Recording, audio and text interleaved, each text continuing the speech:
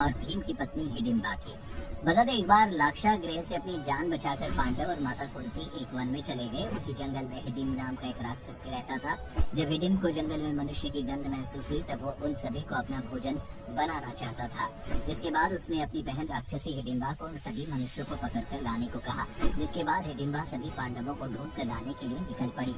तभी उसने देखा कि बाकी सभी पांडव तो विश्राम कर रहे थे, लेकिन उनमें से एक जाग कर पहरा दे रहा था। वो कोई और नहीं बल्कि पांडु पुत्र भीम थे। राक्षसी हिडिंबा भीम को देखते ही उन पर मोहित हो गई और उसको भीम से प्रेम हो गया, जिसके चलते उसने किसी पर भी हमला नहीं किया। जैसे ही इसके बारे में हिडिंब को पता चला, उसने पांडवों पर आक्रमण कर दिया। इस युद्ध में भीम ने उससे मौत की नींद सुला दिया। फिर उसी जंगल में कुंती की सहमति से हिडिंबा और भीम का विवाह हो गया, लेकिन शादी इसी शर्त पर हुई कि एक बालक को जन्म देने के बाद भीम हिडिंबा को जंगल में ही छोड़कर चले जाएंगे। वहीं हस्तिनापुर के लोगों ने भी हिडिंबा को कभी भी अपनी कुलवधू के रूप में स्वीकार नहीं किया। वो जंगल में रहकर भीम की यादों के सहारे अपने बेटे घटोत्कच को पाल रही थी। उसको हिडिंबा ने उतना बलवान बना दिया कि वो अकेले ही पूरी सेना से लड़ने का साहस रखता था। अपने पुत्र से हिडिंबा बहुत प्रसन्न रहती थी।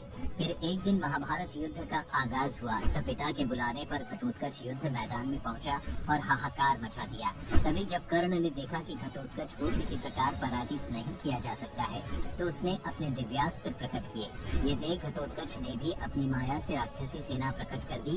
कर्ण ने अपने शास्त्रों से उसका भी अंत कर दिया। इधर घटोत्कच कौरवों की सेना का भी संहार करने लगा।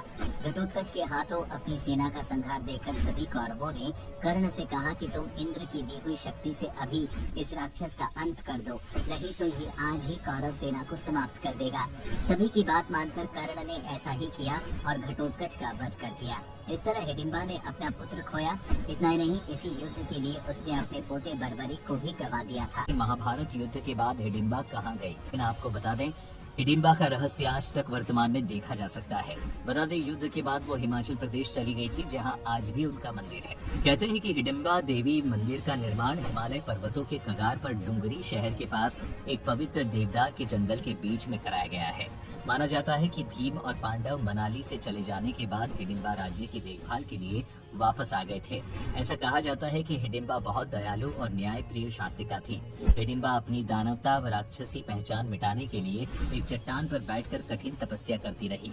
कई सालों के ध्यान के बाद उसकी प्रार्थना सफल हुई और उसे देवी होने का गौरव प्राप्त हुआ। हिडिंबा देवी की तपस्या और उसके ध्यान के सम्मान में इसी चट्टान के ऊपर इस मंदिर का निर्माण मंदिर एक गुफा के चारों ओर बनाया गया है।